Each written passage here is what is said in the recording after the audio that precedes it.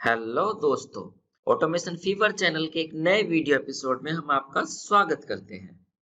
Last दो videos में हम आपको सिखा रहे थे कि सीएसएस सेलेक्टर्स कैसे बनाए जाते हैं। आज की जो हमारी ये वीडियो होगी इसमें हम आपको सिखाएंगे कि सीएसएस सेलेक्टर्स का यूज करके आप वेब ऑटोमेशन कैसे करेंगे।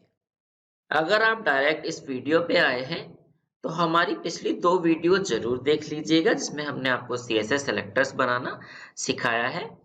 उन वीडियोज के लिंक आपको हमारी इस वीडियो के डिस्क्रिप्शन में मिल जाएंगे। सबसे पहले उस टास्क को एक्सप्लेन कर लेते हैं जिस पर हमें आज काम करना है। तो हमें सबसे पहले क्रोम ब्राउजर में botsdna.com ओपन कराना है। उसके बाद आईपी टिकटिंग टूल पर क्लिक करके यहाँ पर आ जाना है जिसमें टिकट्स वाले टैब के अंदर एक टेबल में ये ओपन टिकट्स की इंफॉर्मेशन होगी। इन सारी इंफॉर्मेशन को फैच करके एक सीट में हमें एक्सट्रैक्ट कर लेना है। उसके बाद नेटवर्क वाले टैब पर जाना है। ये जो टेबल है इसको एक्सट्रैक्ट करके एक नई सीट में इस इंफॉर्मेशन को हमें राइट करा देना है। उसके बाद लोकेशन वाली सीट पर जाना है। इस पेज पर भी एक टेबल है, इस टेबल को भी एक्सट्रैक्ट करके एक नई सीट में राइट कराना है। और सबसे लास्ट में हमें क्या करना है, अपने ब्राउजर को क्लोज करवा देना है। तो एक छोटी सी टास्क है जिस पर आज हम काम करेंगे और जितने भी हम सेलेक्टर बनाएंगे वो सारे सीएसएस सेलेक्टर्स की मदद से हम बनाएंगे। तो इस यूज केस इस टास्क का कोड हमने पहले से लिख कर रखा है। इसे एग्जीक्यूट करके एक बार आपको रिजल्ट दिखा देते हैं कि रिजल्ट क्या आएगा। देखो ये botsdna.com ओपन हुई। उसके बाद हम तीनों पेज पर गए और देखिए इंफॉर्मेशन फैच होके हमारी तीन अलग अलग सीट में आ गई है। तो ये छोटी सी टास्क है जिसपे हमें आज काम करना है। सो दोस्तों चलिए स्टार्ट करते हैं। वीबी एडिटर में आ जाते हैं, Alt F11 की प्रेस करके। और क्योंकि हमें सिलेनियम का यूज करना है तो सिलेनियम लाइब्रेरी को अपनी ऐड कर लेते हैं वीबीए के प्रोजेक्ट में, जिसके लिए हमें जाना है टूल्स में। उसके बाद जाना है रेफरेंसेस में और यहाँ पर हमें सर्च करनी है सिलेनियम टाइप लाइब्रेरी। एस की प्रेस कर देंगे और यहाँ पर देखेंगे हम सिलेनियम टाइप लाइब्रेरी। इसके आगे जो चेक बॉक्स है उसे चेक करके ओके के बटन पर क्लिक करके सिलेनियम की लाइब्रेरी को अपने वीबीए के प्रोजेक्ट में हम ऐड कर लेंगे। अब एक नया सब रूटीन या मैक्रो बनाएंगे। सब रूटीन मैक्रो एक ही चीज होती है, ठीक है। उसके लिए हम लिखते हैं सब मैक्रो का नाम लिख लेते हैं एक्सट्रैक्ट टेबल डेटा, ठीक है। और सबसे पहले एक वेरिएबल डिक्लेयर करते हैं ब्राउजर के लिए। मैक्रो के बाहर प्राइवेट रखते हैं। इसको प्राइवेट इसलिए रखते हैं क्योंकि इस मॉड्यूल के बाहर हमें इसको यूज नहीं करना है। करना है तो आप इसे पब्लिक रख लीजिएगा। वेरिएबल का नाम रख लेते हैं cd। और वेरिएबल किस टाइप का रहेगा, वेरिएबल रहेगा सिलेनियम लाइब्रेरी की क्रोम ड्राइवर क्लास टाइप का, ठीक है। आपको याद है ना कि हम जो इस क्रोम ड्राइवर का वेरिएबल है इसको मैक्रो के बाहर क्यों डिक्लेयर कर रहे हैं, वो इसलिए कर रहे हैं कि जो क्रोम ब्राउजर ओपन होगा वो इस मैक्रो के एग्जीक्यूट होने के बाद भी ओपन ही रहना चाहिए। अगर मैक्रो के अंदर आप डिक्लेयर करते हैं वेरिएबल तो जैसे ही मैक्रो एग्जीक्यूट होगा जो कि ब्राउजर ओपन हुआ रहेगा वो भी क्लोज हो जाएगा। अब जो हमने वेरिएबल डिक्लेयर किया उसका एक ऑब्जेक्ट क्रिएट कर लेते हैं। इसके लिए हम लिखते हैं set cd equal to new selenium dot chrome driver, ठीक है। ब्राउजर को स्टार्ट करा लेते हैं। उसके लिए हम लिखते हैं cd स्टार्ट और इसका जो बेस URL है इसमें हम वेबसाइट का URL पास कर देते हैं, ठीक है। और उसके बाद हम गेट मेथड यूज करके इस वेबसाइट पर चले जाते हैं। और क्योंकि हमें होम पेज पर ही जाना है तो सिंगल स्लैश लगा के यहाँ पर रख देंगे, ठीक है। इतना कोड लिखने के बाद इसको हम रन करते हैं। इससे क्या होगा, हमारी bots.dna.com ब्राउजर में ओपन हो जाएगी, ठीक है दोस्तों। अभी देखिए तो जब भी हमारा ब्राउजर ओपन हो रहा है तो वो हमारा मैक्सिमाइज होके ओपन नहीं होता है, हमें बाद में मैक्सिमाइज करना पड़ता है।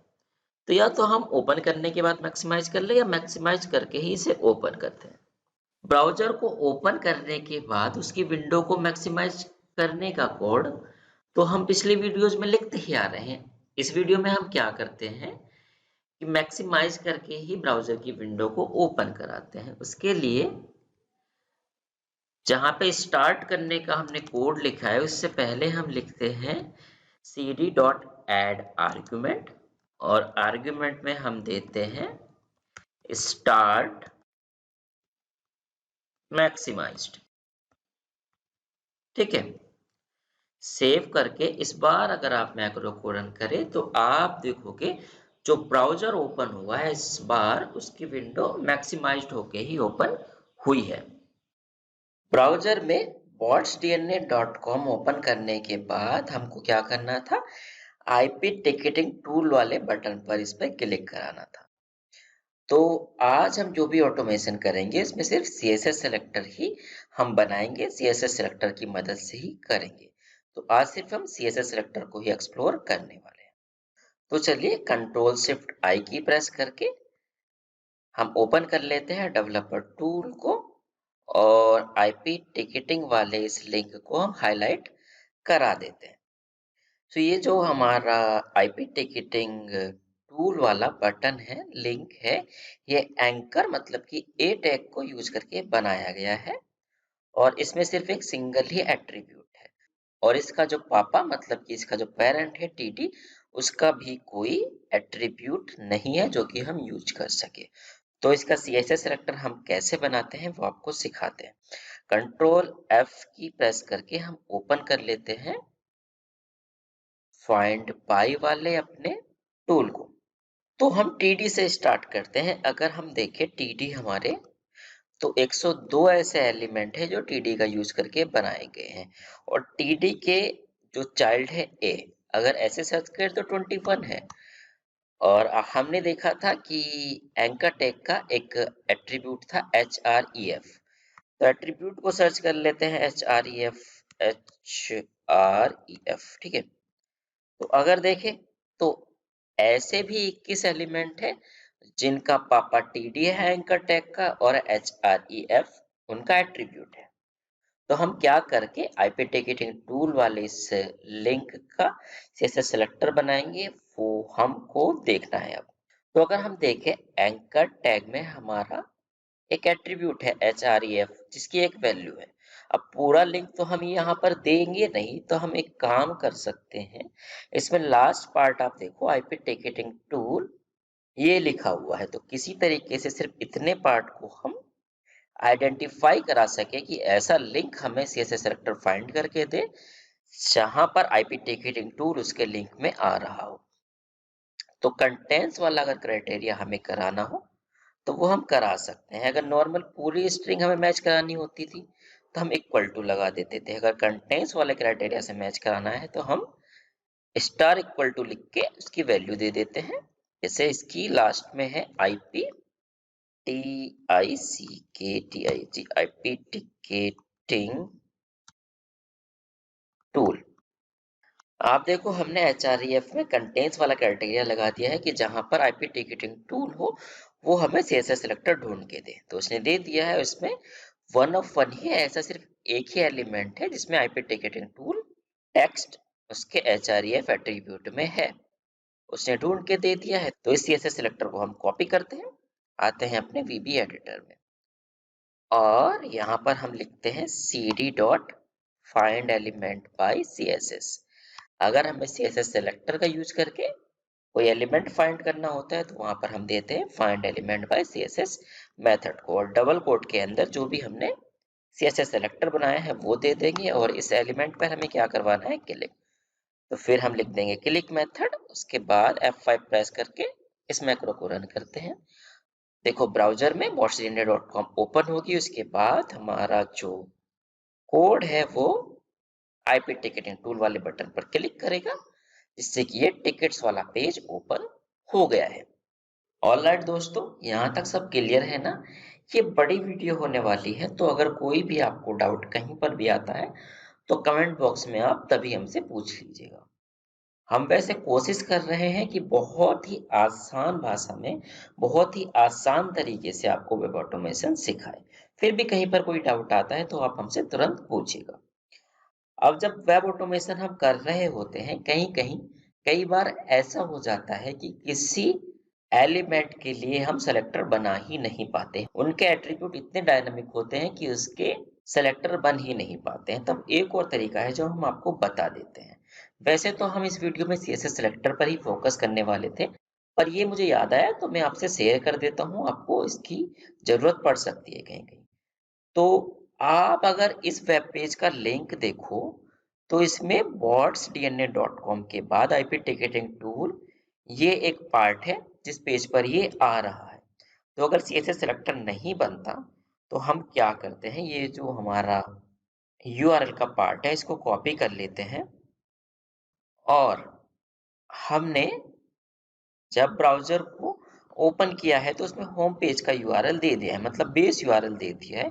उसके बाद हम गेट मेथड में जिस पेज पर जाना है वो स्ट्रिंग हम यहाँ पर पास कर देंगे और ये क्लिक वाला हम बटन जिस पर हम क्लिक कर रहे हैं इसको कर देते हैं कमेंट। ठीक है, तो अब अगर इस मैक्रो को रन करें तो सेम ही ऑटोमेशन हमारी होने वाली है।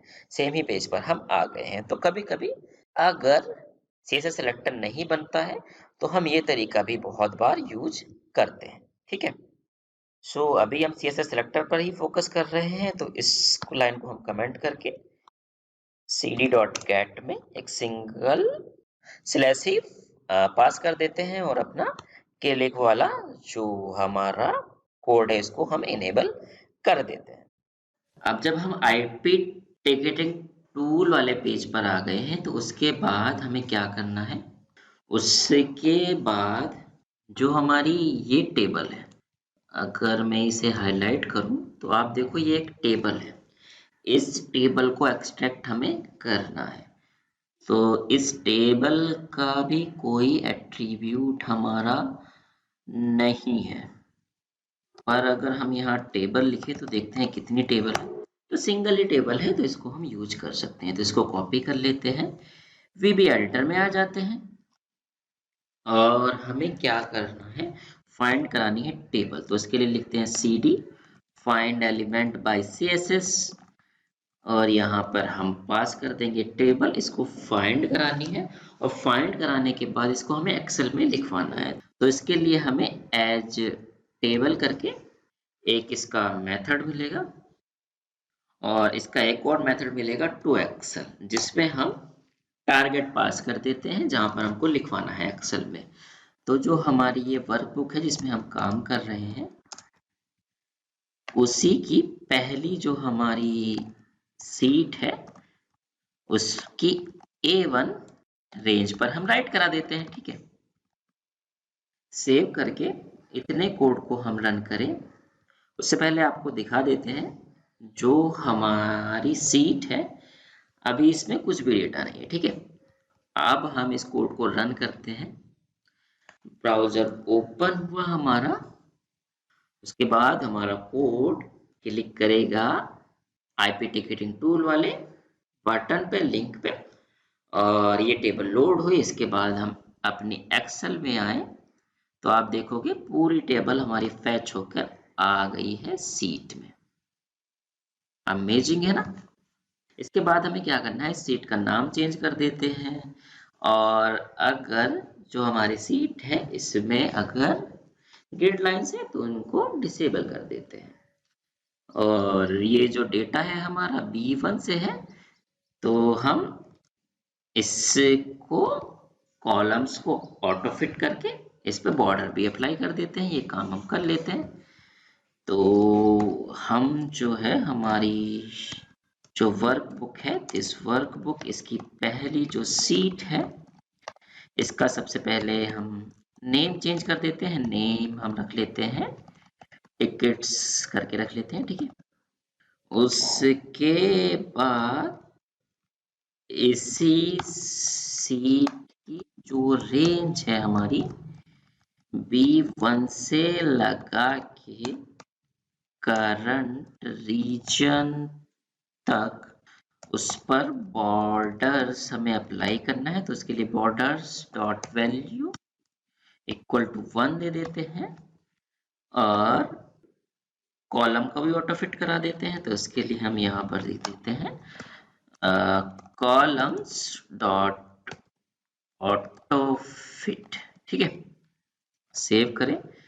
जो ब्राउजर ओपन था इसको बंद कर देते हैं। एक काम और करते हैं, हम यहीं पर सबसे लास्ट में ब्राउजर को क्लोज करने का कोड भी लिख देते हैं कि जब ऑटोमेशन पूरी हो जाए तो हमारा ब्राउजर भी क्लोज हो जाना चाहिए। रन करते हैं इस कोड को। ओके, ब्राउजर क्लोज हुआ। अब एक्सेल की सीट पर हम जाते हैं तो देखिए सीट का नाम भी चेंज हो गया है और हमारा डेटा भी फैच होकर आ गया है। एक चीज और जो रह गई, हमने ग्रिड लाइन को ऑफ नहीं कराया क्योंकि बाय डिफॉल्ट ऑफ थी पहले से, तो उसको भी करा लेते हैं। उसके लिए हमें लिखना होता है active window dot display grid lines equal to false. ठीक है, सेव करते हैं। एक्सेल की सीट में जाके पहले जो डेटा फैच हो गया है इसको रिमूव कर देते हैं, फॉर्मेटिंग भी रिमूव कर देते हैं और सीट का नाम हम कर देते हैं सीट 1। ठीक है,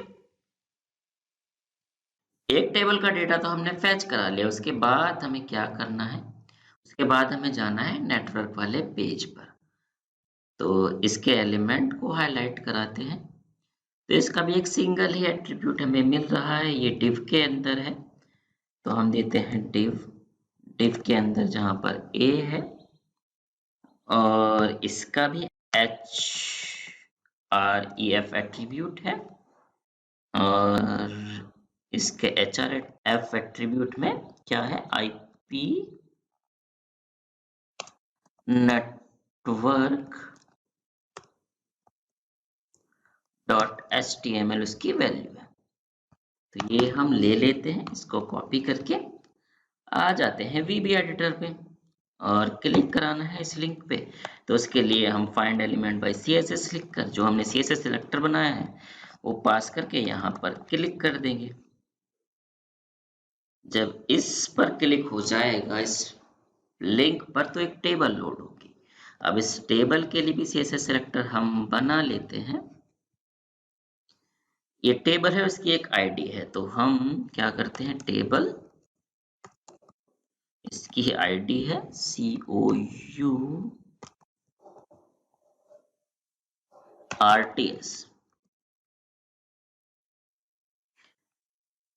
कॉपी कर लेते हैं CSS सेलेक्टर को, आते हैं VB एडिटर में। ओके, यहाँ पर एरर इसलिए दे रहा है क्योंकि हमने href की जो वैल्यू है उसको भी डबल कोट में ले लिया था। इसको सिंगल कोट में दे देते हैं। अब यहाँ पर हम लिखते हैं cd dot find element by CSS। जो CSS सेलेक्टर हमने बनाया है यहाँ पर पास कर देते हैं और क्योंकि एक टेबल है इसको हम राइट करा लेते हैं एक्सेल में।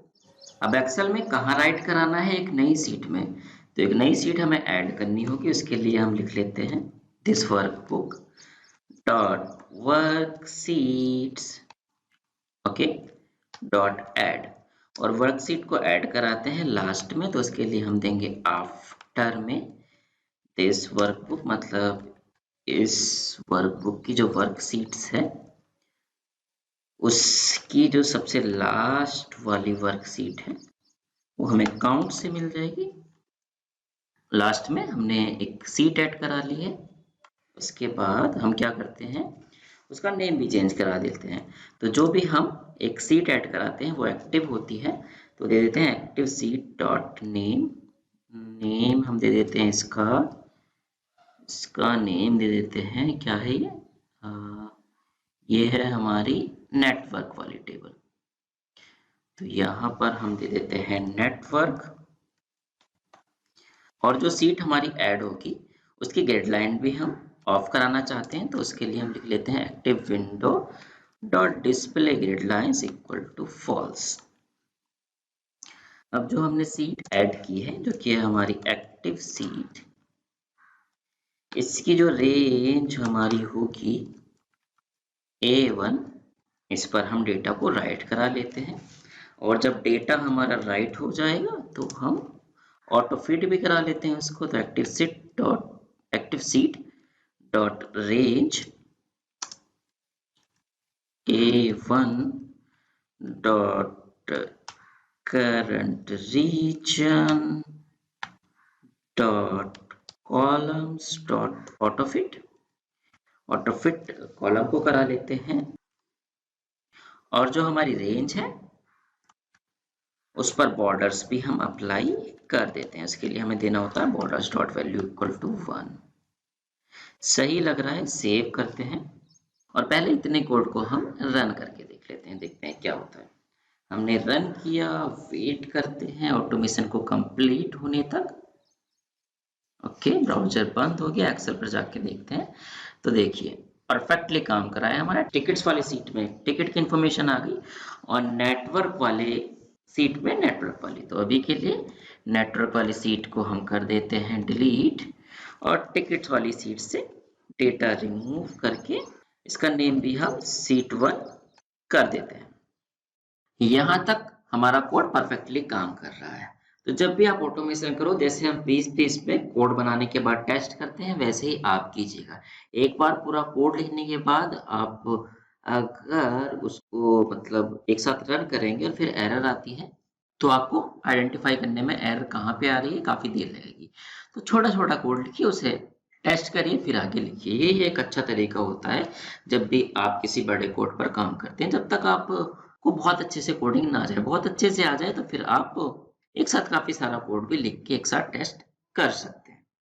ओके, तो हमने नेटवर्क वाला डेटा भी फैच कर लिया। उसके बाद हमें लोकेशन वाले बटन पर क्लिक करना है। तो इस वाले वेब एलिमेंट पर भी आ जाते हैं, इससे कि अगर हम CSS सेलेक्टर बनाए तो इसमें भी HREF सेम ही बना लेते हैं। डिव के अंदर ए टैग है, ओके, डिव के अंदर ए टैग है। इसका HREF वाला जो एट्रीब्यूट है उसकी वैल्यू है हमारी, क्या है इसकी वैल्यू, IP लोकेशन। तो यहाँ पे दे देते हैं IP location dot HTML। Okay, 1 of 1 हमें मिल गया है। CSS सेलेक्टर को कॉपी करते हैं, VB एडिटर में आके फाइंड करा लेते हैं इस एलिमेंट को, फाइंड एलिमेंट बाय CSS। और यहाँ पर हम CSS सेलेक्टर जो बनाया है वो कॉपी नहीं हुआ आई थिंक। दोबारा से जाते हैं ब्राउजर पर, इसको कॉपी करते हैं सेलेक्टर को और यहाँ पर हम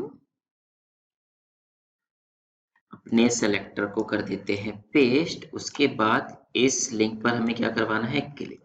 तो यहाँ पर क्लिक करवा देते हैं।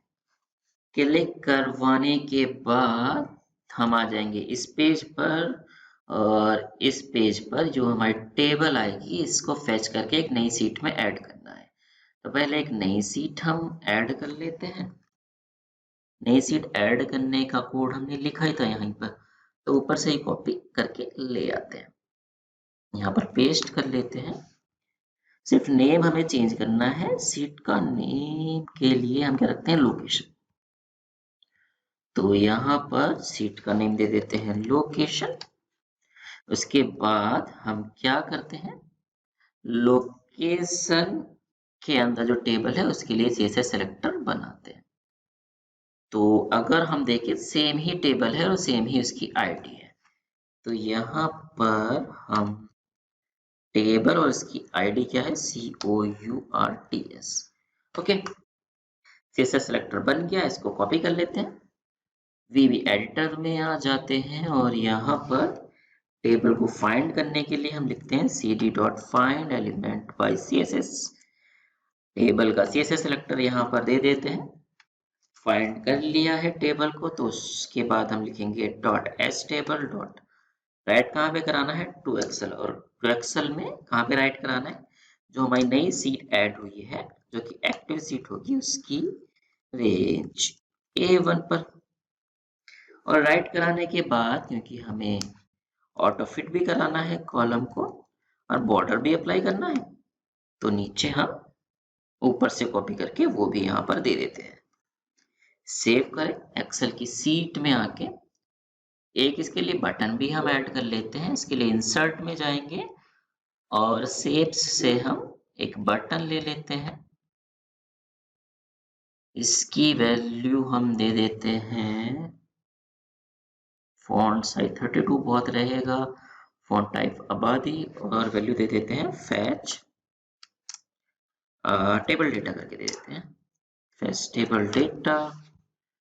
इसको मिडिल में ले आते हैं, बीच में, और जो हमने शेप डिजाइन की है इसकी फॉर्मेटिंग भी चेंज कर देते हैं, ये वाली दे देते हैं। सेव करते हैं। जो हमने बटन बनाया है इस पर अपने मैक्रो को असाइन भी हम कर लेते हैं। मैक्रो है हमारा एक्सट्रैक्ट टेबल डेटा। ओके के बटन पर क्लिक कर देते हैं, सेव कर देते हैं, और अब फैच टेबल डेटा वाले बटन पर क्लिक करते हैं। ऑटोमेशन को रन होने देते हैं, वेट करते हैं हम। ओके, अब देखिए आप, परफेक्टली हमारी टिकट्स की इंफॉर्मेशन आ गई है, परफेक्टली नेटवर्क की इंफॉर्मेशन आ गई है, और लोकेशन की आ गई है। सो इस तरीके से CSS सेलेक्टर का यूज करके आप ऑटोमेशन कर सकते हैं। और साथ ही किसी टेबल से डेटा फैच करके लाना है तो उसके लिए जो हम कोड यूज करते हैं वो होता है astable.toXL। उस टेबल को फाइंड करने के बाद और रेंज दे देते हैं जहां पर राइट करना है। ये जो हमारा बटन है डेटा के ऊपर आ रहा है, तो इसको हम थोड़ा इधर कर देते हैं। हमें उम्मीद है कि जो भी आपको इस वीडियो में सिखाया वो आपको समझ आया होगा, पर हो सकता है कि ये बहुत बड़ी ऑटोमेशन की है और पहली बार की है, तो काफ़ी सारा ऐसा पार्ट हो सकता है जो आपके सर के ऊपर से गुजर जाए। तो आपको क्या करना है, गिव अप नहीं करना है।